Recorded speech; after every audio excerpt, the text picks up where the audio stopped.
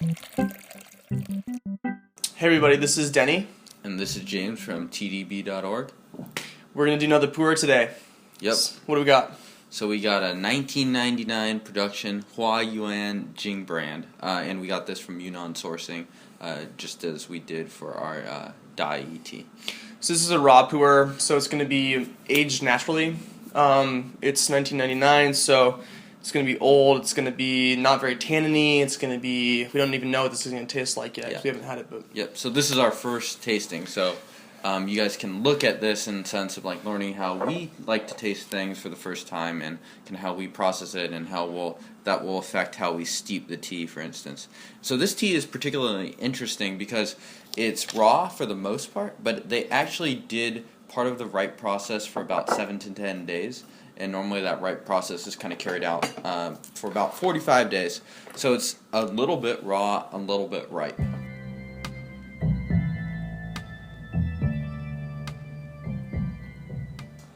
we're just going to do 2 rinses.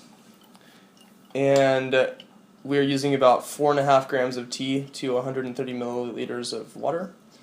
A little bit less than that because actually the tea itself is going to take up some of the volume of the teaware. But already off of our first rinse, very beautiful yellow. Yep. We'll see how that transforms over time here. Looks very similar to maybe a little bit more vivid than our Dai 7542 tea. I'm going to give this another rinse. And we're using slightly under boiling water here.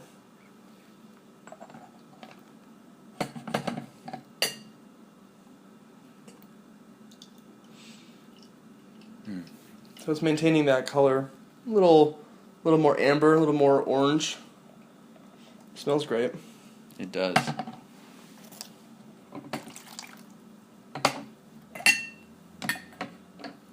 Nice and clear, high quality. Ooh. Looking beautiful. Okay. All right. Let's get into the drinking part, huh? All right.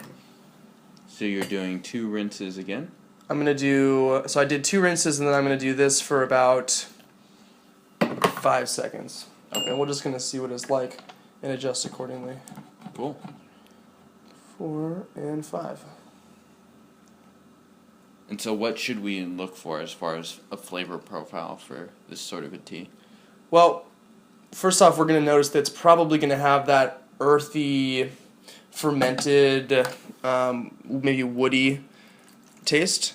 Then again, I really don't know. I haven't had this before. And I actually don't think I don't know if I've had Pu'erh that is this old before, so we'll find out. Yeah, I know I haven't. I've been mainly a kind of a oolong drinker up to this point, but...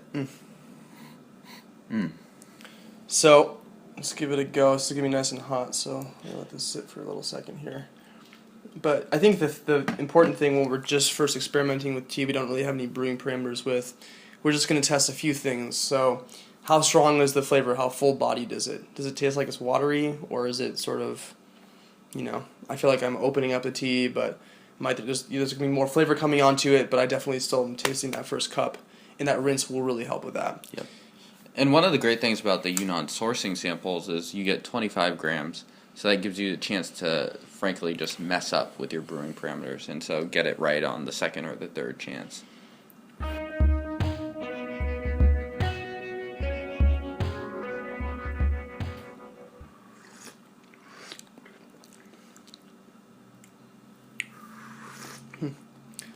It's very smooth, actually.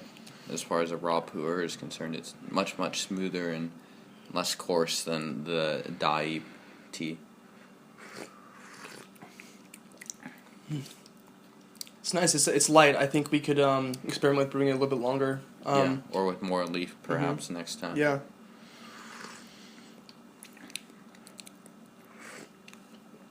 But you're totally right. I was expecting a lot more of a kick in the face. I've had some Pu'erh that it's almost like drinking gasoline or whiskey, Scotch whiskey or something like that. It's really peaty and yeah. Really. Young Pu'erh is a man's tea. It's the rugged tea. It's the tea of the West.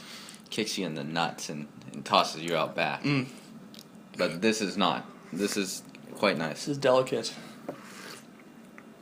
I think I may have to buy a cake of this. This is very nice and mellow, very smooth. Yeah. I would say would be a fantastic introduction to kind of older Pu'erh tea to maybe people that are new to it. It's good. It's almost sweet, almost a little. Yeah. I don't want to say vegetal. Maybe honey. It doesn't have that sweetness of the fruit. Sometimes you'll taste tea and it will taste like strawberries or peaches or passion fruit, really fruity. But this has kind of a different sort of sweetness. It's quite nice.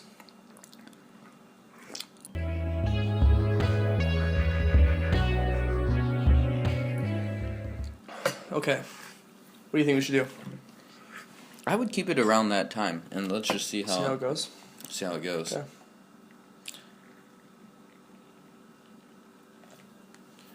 So when we put this tea into the Jianshui teapot, there was a lot of just big chunks and stuff like that. So we'd expect that's probably one of the reasons why Denny opted for kind of that 2 rinse style, as those are gonna just like begin to open it up, and those rinses would have been very weak, and we can see that right now with the color coming out much more vivid. So I'm very, very curious to see how this particular steeping tastes. Wow. So what a difference. I'm gonna finish mine up. Yeah, and I'm gonna take a quick look at the leaves in here to see what we've got. And the leaves are much more dark than the Menghai Dai raw pu'erh that we drank last time, but there are some green leaves mixed in there. And I mean, pu'erh tea is essentially green tea processed and packaged to age. So if you drink a really young pu'erh tea like the Dai from 2009 that we had, then a lot of the leaves were very green. I'm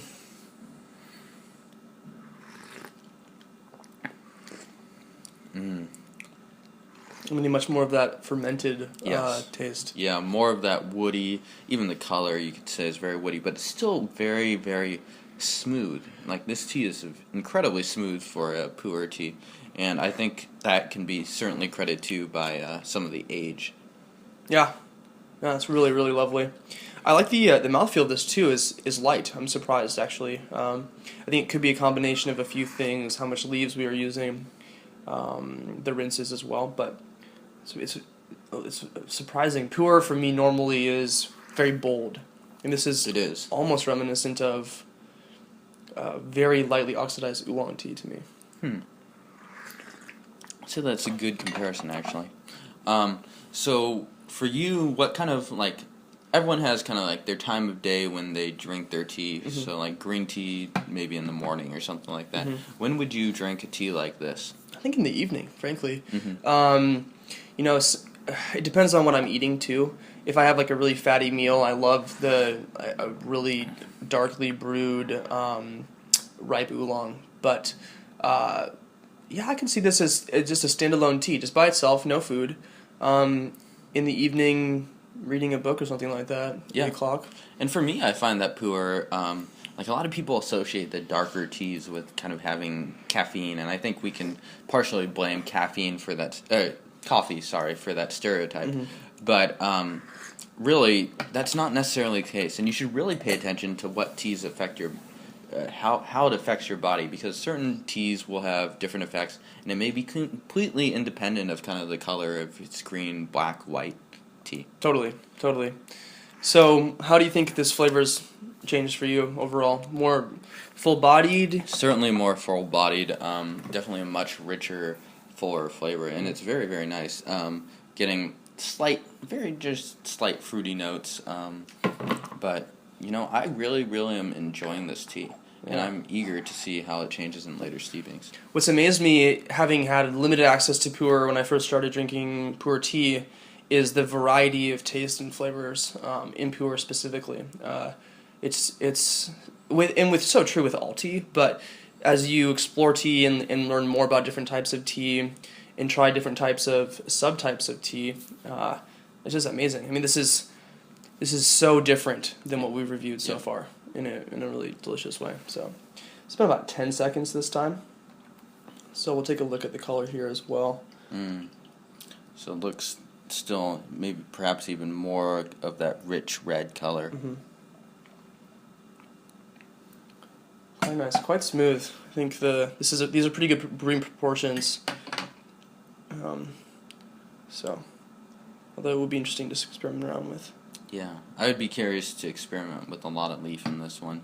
Quite nice, quite mellow. Yep. I'm surprised, but in a good way. And it's moving more towards, I feel like, that classic Pu'erh woody taste. Definitely. But it's very, very easy to drink. This is like almost has some nice sweet notes and very, very smooth. Yeah. Very clean and very smooth. Yeah. Yeah, and it's cool. I mean, one of the cool parts about Pu'erh, too, by virtue of being a cake, is that it really will evolve as the cake itself opens up, as the compressed leaves open up naturally. Oolong is going to evolve a little bit more quickly because each individual leaf itself is rolled up into a small ball. But Pu'erh can change dramatically over... I mean, this is going to be our 5th steeping of the tea leaves themselves, and the character and flavor has changed over 3 steepings already. And we've seen the color and the leaves change dramatically as well. It's pretty cool. Absolutely. Yeah. Okay, so James, where can you find more out about this tea? Yeah, so you can find out more about this tea and all the teas we've been reviewing at TeaDB.org. And we've been doing a series on Pu'erh teas, and previously we did a series on oolong teas. It's all really good stuff, so please check us out. You can learn more about the brewing parameters, the history of this tea, where it comes from exactly in China, that sort of thing. And to purchase this tea, you can go to YunnanSourcing.com. They're a fantastic website. They have a ridiculous selection of Pu'erh teas, and Scott, who runs YunnanSourcing.com, is very, very helpful at figuring out exactly what teas or teaware is most appropriate for you. Cool. So that wraps up another episode of TeaDB.org's Tea Tastings. Hope you guys enjoyed. Check us out on our website, and we'll see you guys soon. Yep. Ciao.